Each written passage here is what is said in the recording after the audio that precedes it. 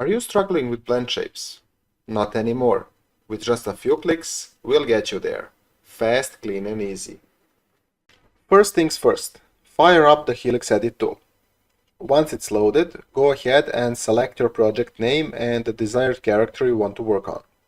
Since I already set up this character in a previous session, we won't go through the entire setup from scratch. Instead, we'll load the character's prepared scene directly. This saves time and lets us jump straight into shapes work. Now that our scene is up, let's hide some of the unnecessary meshes like eyelashes, eye edge, cartilage and other smaller elements. With the character in place, hit the Setup Scene button. Instantly, the scene is prepared and optimized for any type of sculpting, editing or shapes work you plan to do. Browse through the list and find the expression you like to edit. In my case, it's Jopen. Simply double-click on it and you'll see it become active on the rig. Click the Set Expression button to activate the shape, making it editable. Now try scrubbing through the timeline from frame 0 to 40. You'll see a smooth transition from the neutral pose to the full Jopen expression. Let's zoom in and take a closer look. Here, you'll start to spot troubled regions, areas that don't deform correctly or need fine-tuning.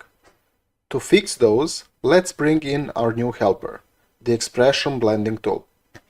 Since the issue is around the mouth, we'll tick the Mouth Radio button to focus our editing on that region.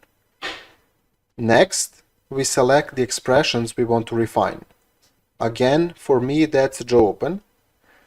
This tells the tool exactly where to apply the blending and corrections. In the Blend Mesh field, go ahead and load the working head you want to apply corrections to. Then hit the Make Expressions Blend button. Once it's loaded, you'll see a copy of the selected head, automatically offsetted by 40 units. This clone is now your sandbox for shape corrections. Before making any edits, we need to load or paint a map mask. That defines where changes should be applied. Please don't forget to enable target blending mode and flood the mask with either white or black before you start painting. You'll find them under Projects, Character Samples, Maps and Paint, or paint your own directly in the viewport. It's totally up to you. For now, I'm not going to use the map imported because I've already identified a specific or troubled region. I'll just paint that area white manually and ensure a smooth fall off for clean deformations. Next, I hit the Random button. And just like magic, the tool provides a quick auto solution for the problematic shape. In this case, the automatic result is very close to what I need. We also have manual fine-tuning, which is optional. If you want more control, dive into the blending inputs. Here you can manually adjust each shape and set the intensity. The intensity ranges from 0 to 1. Be cautious please, going all the way to 1 can break the shape, but feel free to experiment. For example, here's what a blended 1 looks like. It's not usable for this case, but hey, there's always a use case for something. Once satisfied, we'll create a blend shape between the working head and the corrected head. It's fast, clean and efficient. And you'll instantly see the differences the tool made. Transfer the correct shape to the rig. Finally, use the Transfer to Rig option. This loads the provided data and automatically applies the corrections to both the selected expression and any blended combination that it's part of. Let's try creating the full shape for the Ock branch. First, I'm going to select the Mouth Purse Jopen expression and apply it. Make sure you have the correct head loaded in the Blend Mesh field. Just find the matching name in the drop-down menu and select it. Then click the Make Expression Blend button and wait a few seconds for it to load. Once that's done, you'll see a duplicate of your head offsetted along y-axis by 40 units. Now set the target to blending and flood the map with either white or black, whichever works for you, before loading the provided texture or manually editing it. And just like before, load the map and check if you need to shrink or expand the affected area to match for your desired expression. Once I'm happy with the general result, I like to hit random on the expression blending tool to see what variations I get. As you can see, experimenting with different options can drastically change the outcome. So always adapt based on your project's needs and find what works best.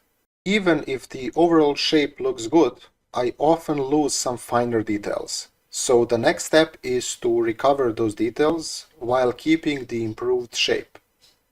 Here's how I do that. First, I use the expression blending tool to get the shape and loop flow just right. We already did that. Then, I switch over to Mesh Normalize tool to bring back the high-res details. We've already covered how the Mesh Normalize tool works in previous videos. So in short, I just load the master data from the working head and transfer those details onto the expression blended version. As you can see, we're gradually bringing back those fine lip details along with a smooth transition. This is my go-to method when refining expressions. Next, we create a blend shape between the two heads to carry over all the hard work we've done and to directly compare the results. Now, the goal here wasn't to craft the perfect expression, more like showing different ways to skin the cat. We could spend more time polishing, but for demonstrating purposes, this is more than enough. Now let's transfer the joints to the rig and confirm that the entire setup has been successfully updated. By unhiding the different LUTs, we can see how the changes affect them as well. So it's not just LUT 0 that's been updated. Everything else has been updated too. Thanks to real-time feedback, we can instantly spot if any additional corrections are needed. Now let's play around with the eye branch and take a closer look at the blink expression to see if it needs any adjustments. Once we've set the expression, we're ready to move forward.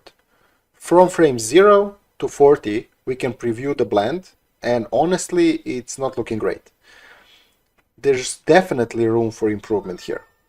To fix that, switch to the Eye radio button in the expression blending tool. Reload the head. Basically, make sure the correct one is loaded. Then pick the expression you want to tweak from the drop-down menu. After that, just click Make Expression Blend and give it a moment to set everything up.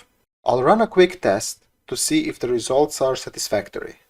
Since my character is highly detailed and unique, I want to preserve as much of the detail as possible. To do that, I'll shrink the affected area so it's only targeting the problematic zones.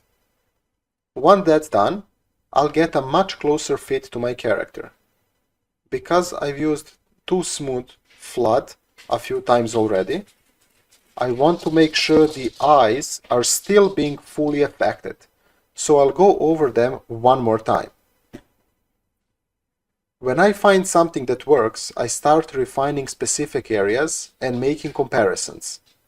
I'm always thinking about staying true to the master data and preserving as much detail as I can, especially the brows, which are very distinctive and important to this character look.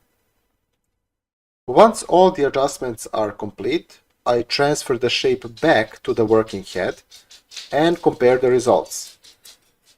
The change is quite drastic, but in a good way. I've achieved much better loop flow and the overall clean shape. Now the eyes are properly closed and the expression looks the way it should. If this were a real production project, I'd spend more time refining the details and pushing the expression even further.